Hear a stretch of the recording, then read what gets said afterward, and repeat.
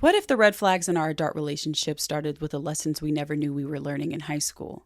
The betrayal, the heartbreak, the lies we normalized, the love we thought we deserved. Welcome to the High School Files, a raw and revealing series on Battered Hearts Radio where we crack open the diaries we never kept and expose the patterns we didn't know were being written in permanent ink. I'm your host, Renee, certified narcissistic abuse recovery coach, survivor, and truth teller. Every episode, I'm walking you through the halls of my past, not to relive the pain, but to understand how it shaped the woman I am today. And maybe, just maybe, you'll see parts of your own story in mine. So grab your hall pass. This isn't your typical walk down memory lane. This is healing with highlighter marks and heartache. Class is officially in session.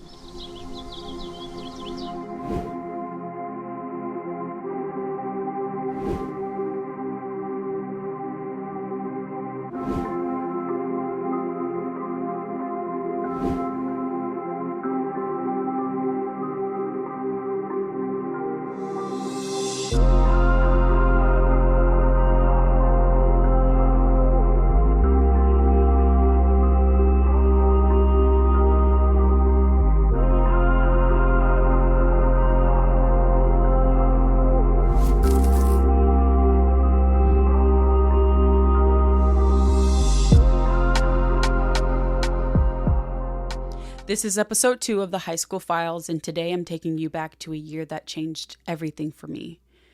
Again, if you're new here, I'm Coach Renee, certified narcissistic abuse relationship recovery coach, author, speaker, and survivor. And this series isn't just about high school memories. It's about the moments that marked us, the ones we weren't prepared for, and the ones that tried to silence our voice before we even knew we had one.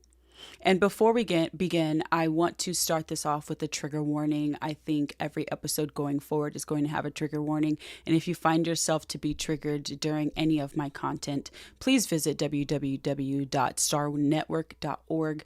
They are an organization, a nonprofit organization that I partner with, and they offer support for being triggered by this. They partner with the CPTSD organization. They have live group support almost daily at this point. And so if you need a little bit more assistance while I'm uncovering my trauma that might be uncovering some of yours, please visit starnetwork.org.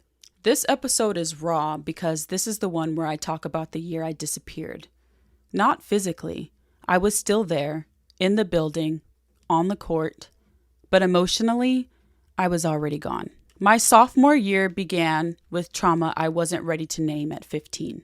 And something happened to me twice at the hands of someone whose name people chanted under Friday Night Lights. He was the star, a well-known football player. And after everything came to light, the school, the students, the adults, everyone started picking sides. Some knew and still chose him. They mocked me, spread rumors, and made me feel like the villain in my own story. Others had only heard pieces of what had happened and gave me looks filled with pity, but that didn't feel any better. I didn't want to be whispered about. I didn't want their sympathy, but I also didn't deserve their cruelty. And so I started to disappear. I stopped walking the halls during passing periods. I stayed hidden in the athletic department, which was the only place that felt like it didn't hurt to breathe. People started calling me Ghost because they only saw me at games or practices. Not in between, not when it mattered. I was a 3-sport athlete at the time. I played volleyball, basketball, and I ran track. This was my sophomore year. The incident first happened over the summertime before my sophomore year started, just shortly after I had an attempted kidnapping incident with my mother and my uncle, which we will address and talk about a little bit because I have made a YouTube video about this on my YouTube channel. And so I was already struggling with trauma that I didn't know how to navigate.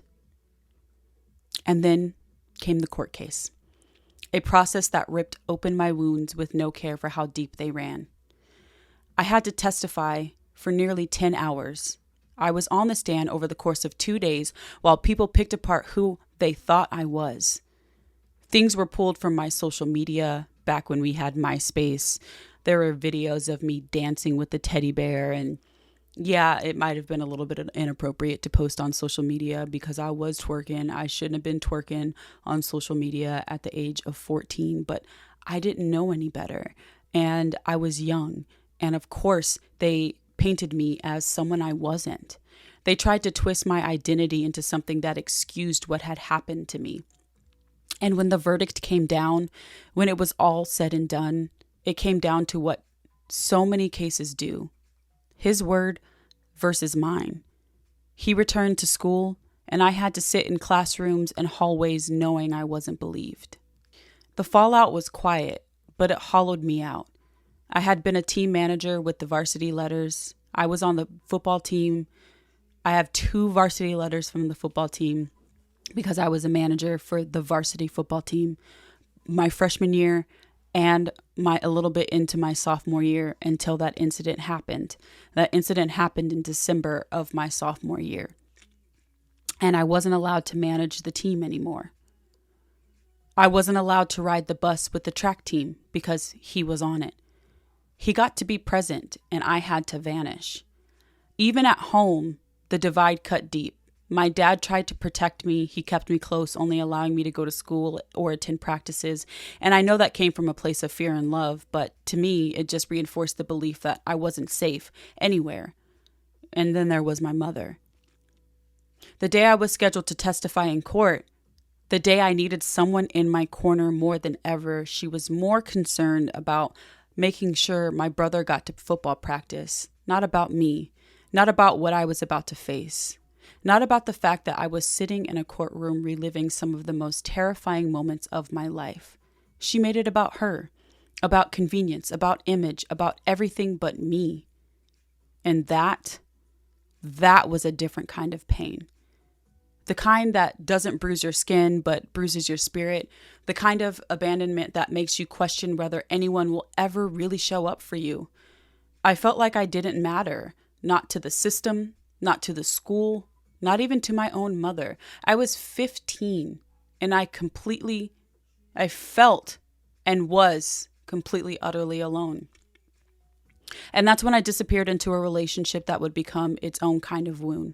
The one I told you about in episode 1, the secret one, the one that felt safer than facing the noise and silence of school. Because when you've been that hurt, when you've been that betrayed, sometimes any attention feels like the only version of care you'll get. This episode isn't just about a court case. It's about what happens when survivors are made to feel invisible, when your pain is minimized, when the systems are built to protect everything but your truth. It's about the kind of isolation that doesn't come from being physically alone, but from being surrounded by people who don't believe you or only care in whispers. I'm going to tell you a quick story. There was a time, my sophomore year in high school, when he was able to come back. It was actually my junior year in high school. He was a year older than me. So I was 16 at this time. And my junior year in high school, he was allowed back in school. And I was on the varsity volleyball team. And he was close friends with the setter that was on the volleyball team. And so we had tournaments over the summertime, and we had tournaments leading up to the beginning of the school year, because the beginning of the school year, August, September timeframe, was when we would have the volleyball season starting. So we were at a tournament, and my coach knew exactly what was going on. And I walk in. Well, let me rewind. When I say my coach knew exactly what was going on, my coach knew what happened to me. She was a huge part of being a part of my system of protection. And so once he was allowed back in school, she knew that the setter on the volleyball team, who was a senior at the time, was close with him. And so I walked into the gym. It was when another team was playing, and our team was sitting, all of us, the whole team was sitting together watching these other teams play each other during this tournament.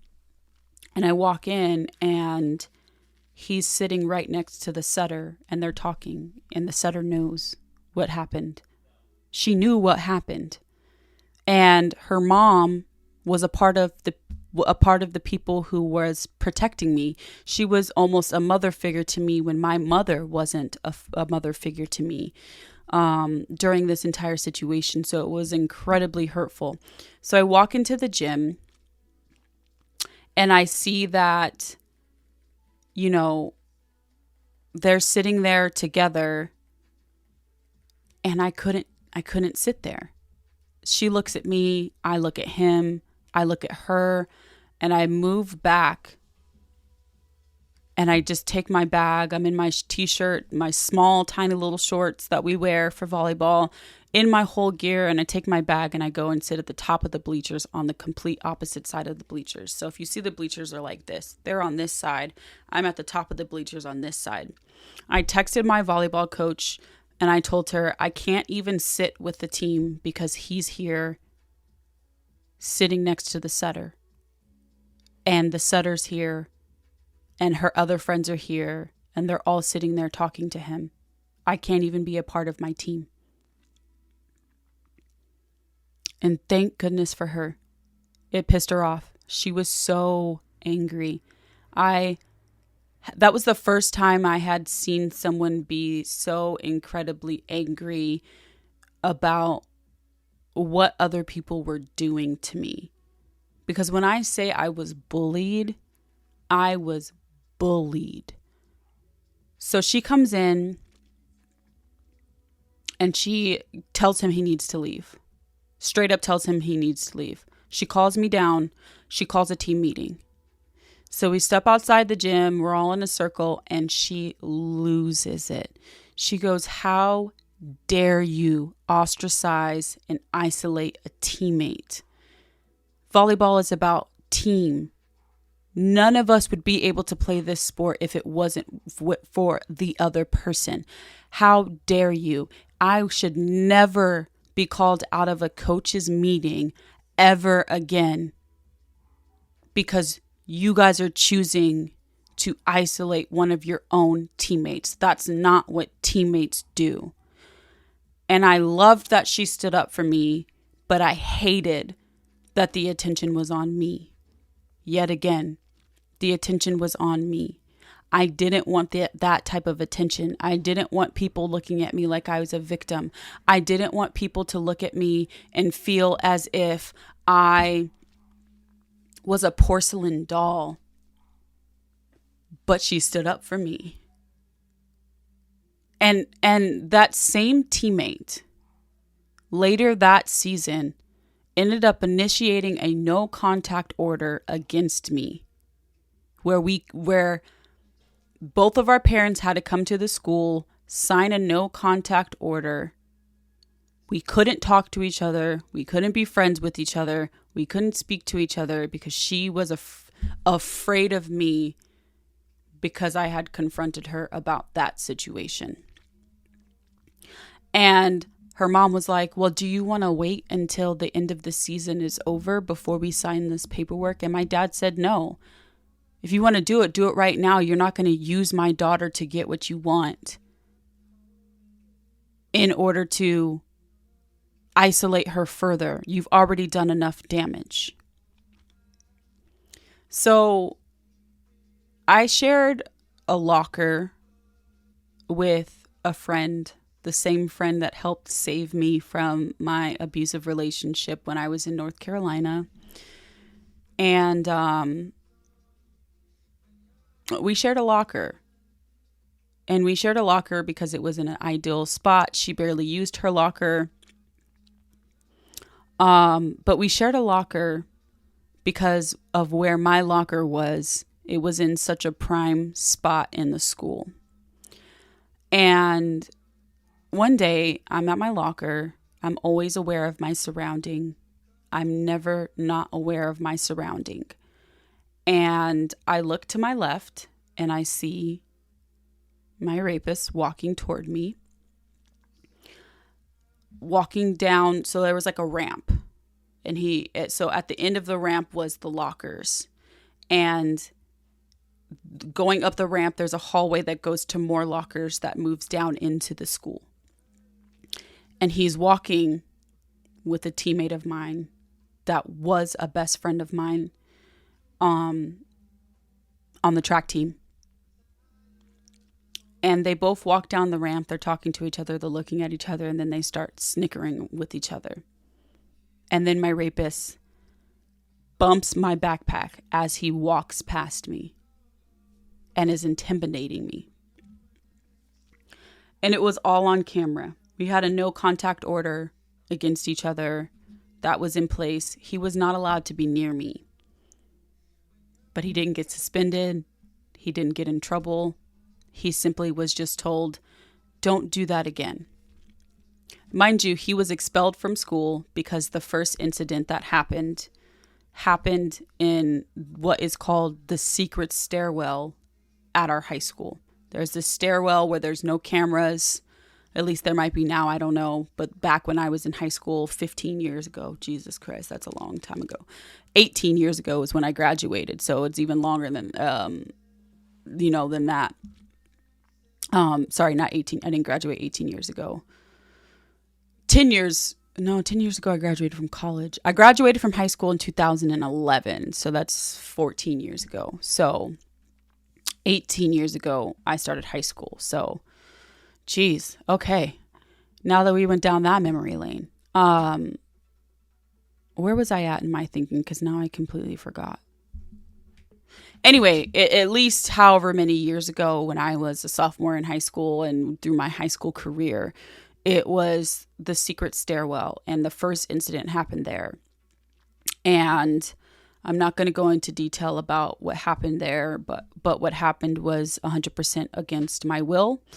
And I didn't want it to happen. And I screamed when I heard people walking by, which got him to stop. And I ran down the stairs and I ran back to volleyball practice. And I think the reason why I was even up there on the second floor to begin with was because I had already gotten my locker assignment for my sophomore year and I wanted to see where it was and yada, yada, yada. Because it was around the same time we had already registered for school, got our pictures done, and I had 2-a-days for volleyball. And the football team had 2-a-days. So he was expelled from school when they found out about that incident when I reported my rape in December. I was raped on December the 5th. Either December the 5th or December the 7th. And that's the thing about healing, right? Sometimes some of us keep these dates in our mind and over time those dates fade away and some of the things fade away, and that's really, really good. So it was either the 5th or the 7th. Neither of that really matters. And he was expelled from school, so he was allowed to come back to school after the court case was over, which was the summer of my sophomore year. The summer of my sophomore year, I had turned 16 years old in April of that year. I was on varsity track team again. My freshman year, when all of this happened, the first incident happened, it was such a confusing time because I had just gone from dealing with the kidnapping incident with my parents and my parents separating and splitting up and dealing with the trauma of that and not really understanding that was a traumatizing time for me, with what happened in that situation, to immediately being sexually assaulted at school. And I didn't say anything to anyone. I think I told one friend who was a basketball player and the same age as him. And she told me I needed to tell my dad, but I was too afraid to tell my dad because I was too scared and I didn't think I was going to be believed. And I thought that I was going to be blamed. And that's exactly what happened in the court case. So he was able to come back to school. He was expelled on those grounds. And when he was found not guilty in court on the grounds of hearsay, on the grounds of he said, she said, is basically what the judge ruled. And it was a judge by trial. It was a jury trial by judge. You can have a jury trial by judge, or you can have a jury trial by your peers. And for whatever reason, my case was picked to be jury by judge.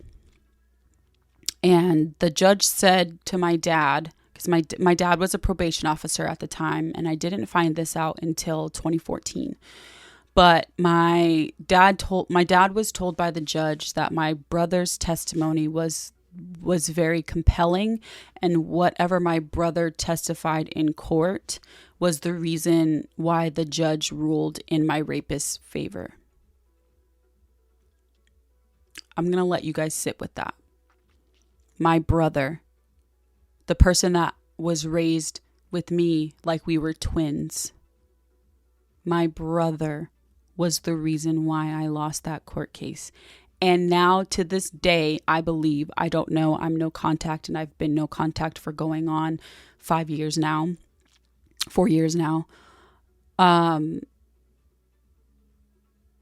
He's dating my rapist's ex-girlfriend who used to bully me about being raped by him. So I became so lost in myself. I didn't know who I was. I just know that I was in a lot of pain. And I'm very lucky I had sports to be an outlet. Like I said, I played volleyball. My volleyball coach was someone that to this day is like a big sister to me. She really protected me. She really helped me. She really stood up for me and showed me what it was like to truly love a battered woman. And to this day, we still talk. I just sent her the first episode of this podcast, and I just, there are certain key players in this that I might try and get on here to interview them from their perspective, what it was like navigating, seeing the things that I was going through. So be on the lookout for that. My basketball coach, may she rest in peace, Jody Corey Weeks, the most amazing woman. I wish you were here to see the things that I'm making out of my pain and the things that you and I spent hours talking about. When I was raped, the first phone call my dad made was to my basketball coach's ex-husband. They were both coaches together. And that was the first time my dad broke. We were on the way to the hospital for me to do a rape kit, and my dad broke down crying and said that my daughter was hurt. Someone hurt my daughter, and I needed time. I didn't go to school for like a week. And I had to go to practice the day before a game, or else I would not be able to compete in the game. So I had to go to practice. So a lot of my teammates knew what was going on. A lot of my teammates knew what happened to me, and they supported me, and they were there for me. There were a few that weren't. And they were a part of me being bullied and the whispers behind my back. And high school sucked. High school was the absolute worst for me. High school was not a good time. It wasn't fun. It wasn't all looking forward to prom and the experience of prom dates and promposals and huge things that I was so isolated. I still went to the big events, but I was the outcast. I wasn't the cool kid. I didn't have, I wasn't popular. I was known for being a ghost. I was known for being someone who was very weird. That's what they called me, very weird. And I just was bullied for trauma that I didn't even know I had. So I became a ghost of myself. I had to mask all of my pain, and I still showed up every single day in practice. Every practice that I had, whether it was volleyball, basketball, or track. Mind you, I had to go to track practice my junior year, his senior year with my rapist. I had to go to track practice and practice with him there. My father would come to track practices and sit in the stands at track practice my junior year, just so I can have an extra layer of protection, because my uncle,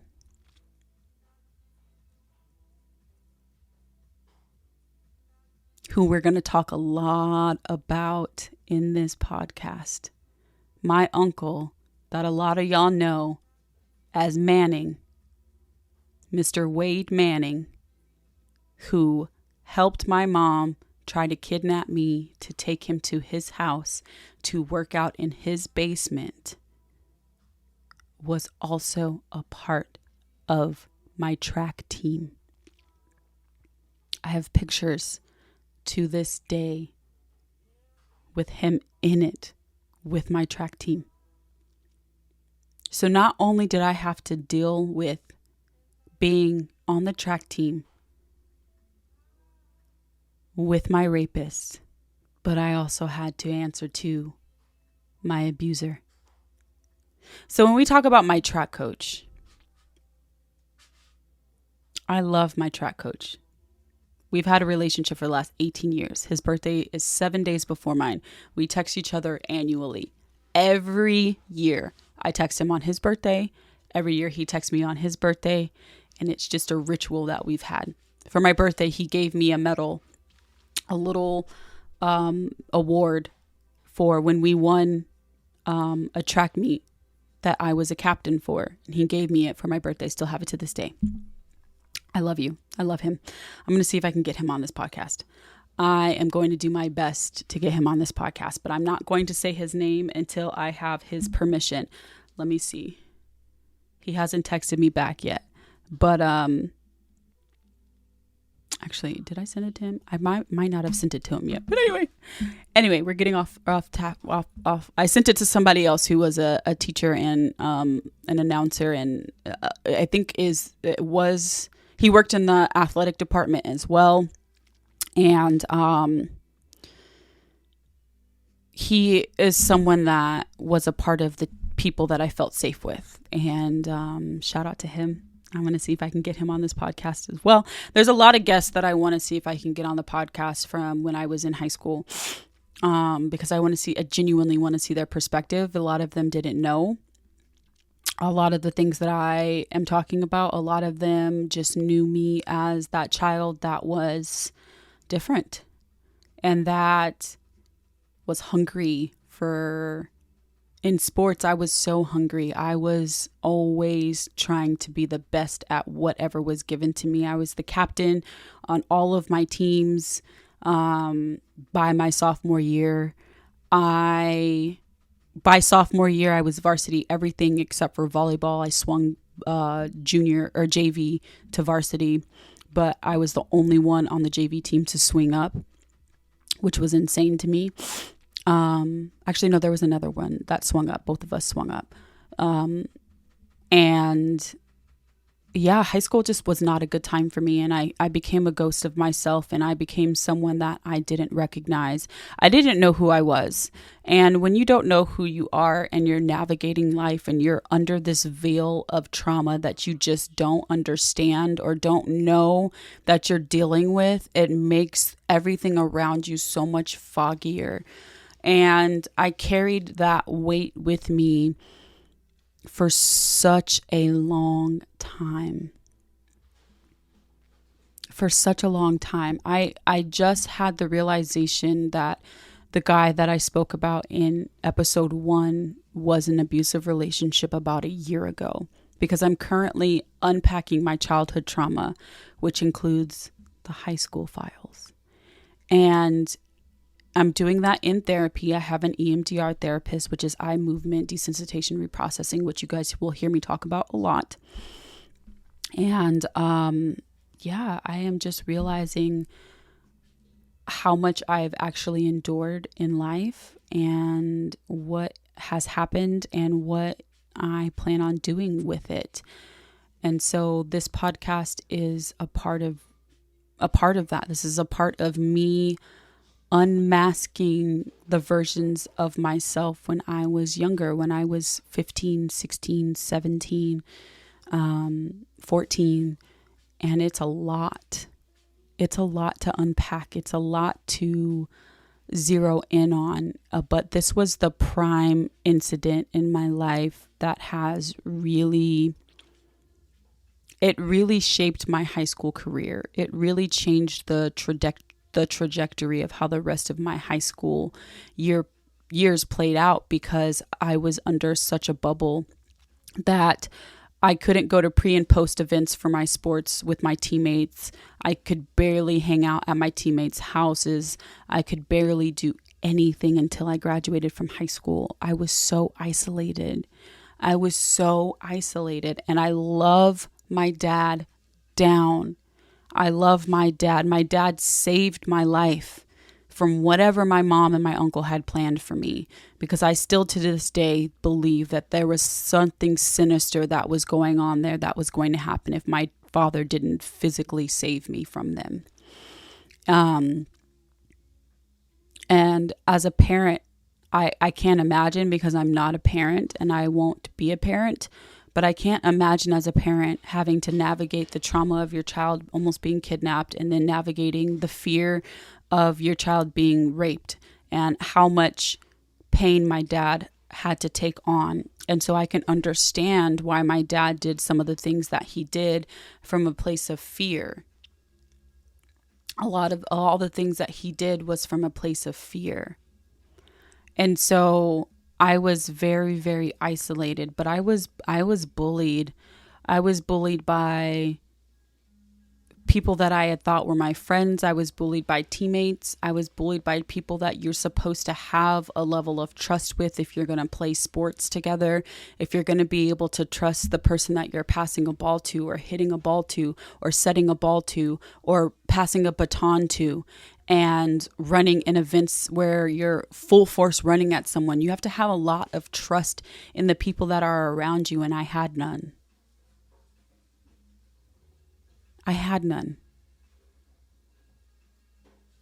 I didn't have anybody. And anybody that I had, they were adults.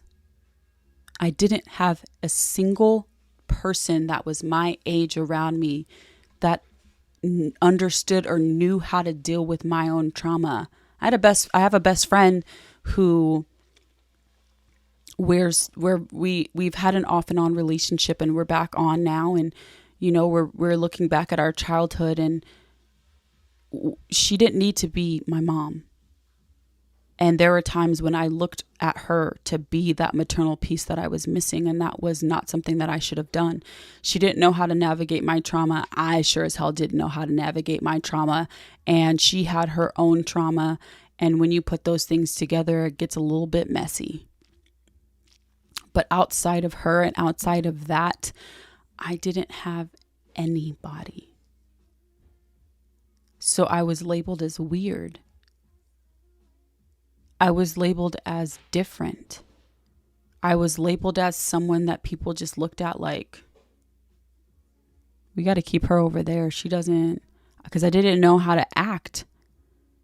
I didn't know how to be. I didn't know what to do. And then I was masking.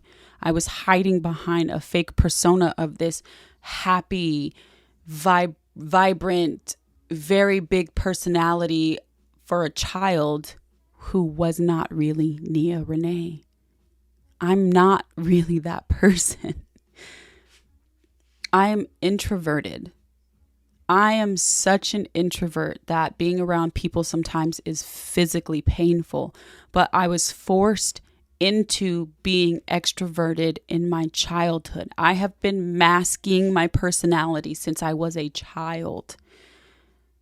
I'm an ambivert, so I can navigate all different situations, but at the root of it, I am an introvert, and I get exhausted fast. People's energy drains me very fast when I have to be out in public and around a bunch of people.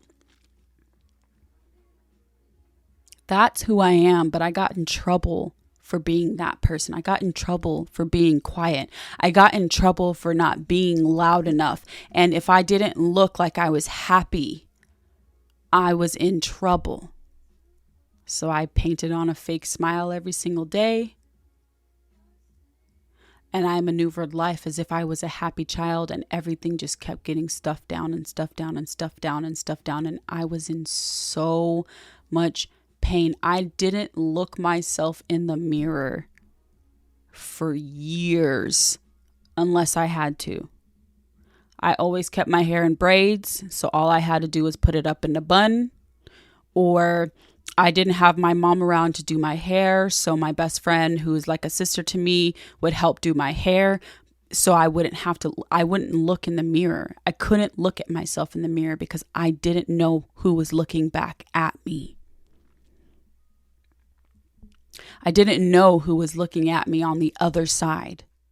If you've ever felt like the ghost version of yourself, if you've ever disappeared into silence to avoid more pain, if you've ever needed someone to just show up and mean it, you are not alone. And I'm so sorry if it's ever felt like you were.